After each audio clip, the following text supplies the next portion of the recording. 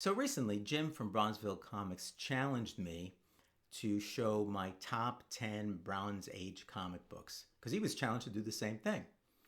And as I mentioned in that video, which I'll put a link at the end of this one in case you haven't seen it or you want to see it again, I mentioned, well, tagging was something that was going on a number of years ago. I remember that.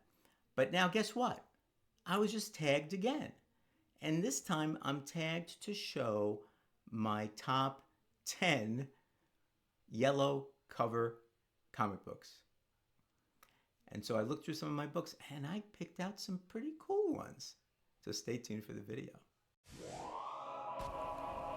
Anachronic. Hi comic book fans, I'm Joe and welcome once again to Anachronic Comics. So as I mentioned in the intro, I have been tagged again. This is a top 10 yellow covered challenge. And I was challenged by Travis of TM Nerdy to show my top 10 yellow covers.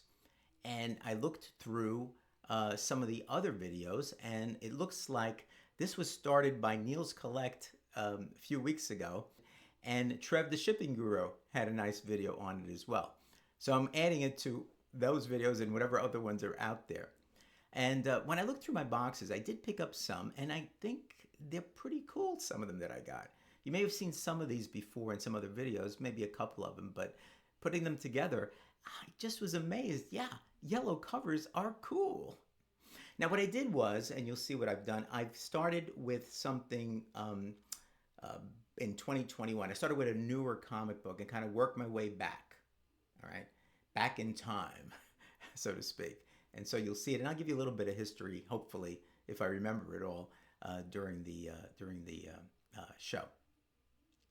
So let's get going.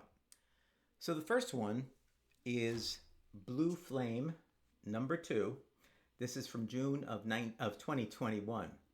The pencil and the inks are by Adam Gorham. Now, a couple of interesting things about this thing. First of all, Blue Flame tells a story of kind of this blue-collar guy who becomes a superhero, kind of vigilante, and he's got some issues with humanity to begin with, so he's even wondering whether he should be saving them. It's kind of a good story, and I've collected all the issues, and I am reading through them actually right now. One interesting thing about this is that it's got UPC codes in there, and if you click on it, you get background music so to read the comic book by, which is extremely cool. So nice yellow cover with the blue flame. Get it? So yellow with the nice contrast. So Blue Flame #2 from June of 2021. The next one is the Marvels Project #7 from 2010. The pencils and inks are by Steve McNiven. So this is a series around 2009 and 2010, 2009 to 2010. It was 8 issues, a limited series. And basically what it did is it went back and it looked back at the Golden Age Marvel heroes, essentially. Timely Comics, Captain America, obviously, Namor, the Human Torch, and the Angel are the main ones. And basically goes through their history and their origin.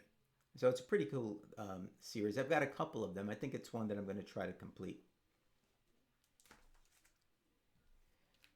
Next, I forget where I got this, but it's a brand new book, at least newish, I guess. It's New Avengers #59, all right, and it's from January of 2010. It's kind of cool. Oh, I got this from Anthony's comic book art and collection, which I mentioned some of these things, some of Anthony's things that I've gotten in the past. On the most recent Expresso mail call. He got some good stuff there, and it's not expensive. I think I spent, $3 for this one. So you've got Spider-Man and Spider-Woman on one cover. Nice yellow background, the reds, and the blacks with blue highlights. Looks really cool. All right, now we're going to take a little bit of a step back. We're going to go to 1976 and World's Finest #242. Pencils are by Ernie Chua here, I guess. Chua here. And the inks are by John Calnan. So this is an interesting book because it's one of the first times, I think it might be the second time, that the Super Sons are mentioned. Now you know today the Super Sons, you got Robin and Jonathan Kent, and so it looked like a new thing for people, but they've had imaginary tales and other tales where you thought they were the sons and they weren't the sons. Going way back. There was always a thing about Batman and Superman effectively getting married. Usually, Batman is married to Catwoman, and obviously Superman is married to either Lana Lang or Lois Lane in these imaginary tales. And they have kids, and the kids always have a problem. They always have a problem. They're never as good. And when they're small, they're always mischievous. So this is World's Finest number 242 from December of 1976. The next one is a really cool one. This is Superman number 276 from 1974. Nick Carty did the cover, and it contains Superman and not Captain Marvel or Shazam, but look at that insignia. It's Captain Thunder. So this was interesting because Captain Thunder obviously is supposed to be Shazam or the original Captain Marvel. And so it was based upon that. And the interesting thing about it was they used this, and they used him as a Captain Thunder with somebody who came from another dimension or something like that, and thought Superman was evil, and they were fighting each other, and Superman eventually helps him to get back to his own dimension. But the thing was, why do you have this? Because you already actually had a Shazam regular series going on, and this was in regular continuity. And at least as I understand it, the Shazam series was kind of in its own continuity, its own dimension, its own world, all right, its own multiverse or whatever it happened to be. And although Superman, I think, is on the cover of number one, he's not really in the story, if I remember correctly. Correct me if I'm wrong, guys, below, but that's what I remember. So Shazam, original Captain Marvel, really was not introduced in the regular DC continuity until the Justice League of America issue in 1976. It was number 137. So they wanted something in regular continuity, so they couldn't really have Captain Marvel / Shazam yet. So what they did was they made up somebody that was similar, and that was Captain Thunder. Now the next one is next one is Action Comics number 400 from May of 1971. This is a cover which always made me laugh. It's the special 400th anniversary issue of Action Comics. It's number 400, right? And what they've got on the cover for the 400th, right, is this. It's a Neil Adams cover. My son, is he man or beast? So this has kind of interesting story around it. So Superman became a guardian of this kid who blamed Superman for his father's death and for some genetically altering stuff that happened to him. Now, in an interview, Neil Adams was asked about this. He called this a wonderfully stupid cover, and he was asked whether or not it was his idea or someone else, and he says, "Look, I don't even want to read the book." He said, "If somebody asks you to do a gorilla on a cover, you do a gorilla on a cover." He loves doing gorillas on the cover. And interestingly, what he did was also in Starfire number 9, he homaged himself, and he had a similar looking cover to this one, which I'll put up here so you can take a look at it. So this was Action Comics number 400. Again, yellow cover. Next one is Adventure Comics number 295 from 1962. Now, this was, although Superboy was the primary hero in these books, they had a secondary story in each one about the Bizarro world. And it was really funny because, the Bizarros do and say everything opposite. So if they say something, "me hate you," that means that they really love you, right? If they say, "me really feel like killing you," it really means they probably want to kiss you or hug you. And so this is it's just kind of a lot of fun, these stories. So this one I happen to have in there. It's Adventure Comics number 295, as I mentioned, from April of 1962. Cover pencils are by John Forte or Kurt Swan. Nobody really knows who really did it. But the story was by Jerry Siegel. Okay?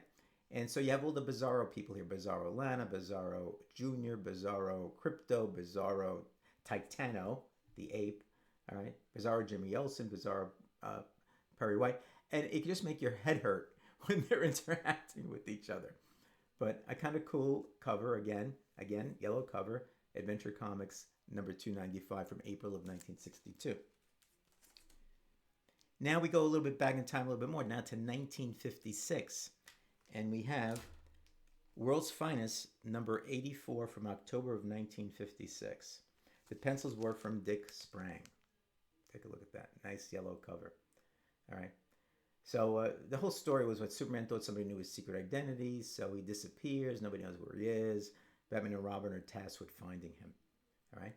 So Superman is missing, and that's Lois Lane down here, trying to, telling Batman, Batman, you and Robin are the only ones who can find out what has happened to Superman. Okay. Superman missing. Okay, we go back in time a little bit more again. We got two more. This is Black Hawk number 36 from January 1951. This is one of my birthday books. All right. Beautiful yellow cover with Black Hawk himself. Hawka! Brings across the sky as the Black Hawks fly forth to battle the forces of the beautiful power-mad Tarya. I guess that's Tarya over there. Okay. And there's the Black Hawks over here. There's Black Hawk over there. Complete Black Hawk stories plus a laugh-filled Chop Chop. Now, Chop Chop was an Asian fellow that worked with the Black Hawks, and as was the case back in the day, he was a caricature, basically. But he did have his own story, as a secondary story here. So this is number 9. All right.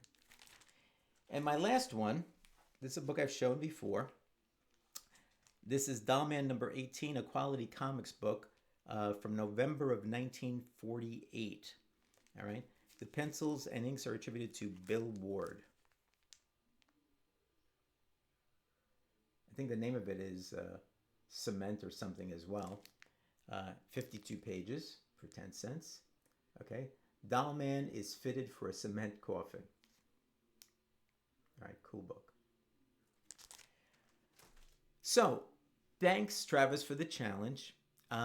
It was kind of cool because I didn't realize I had these cool-looking yellow books. There were more, but I was limited to 10, and I picked 10 that I thought were cool, and we kind of, went back in time in doing it.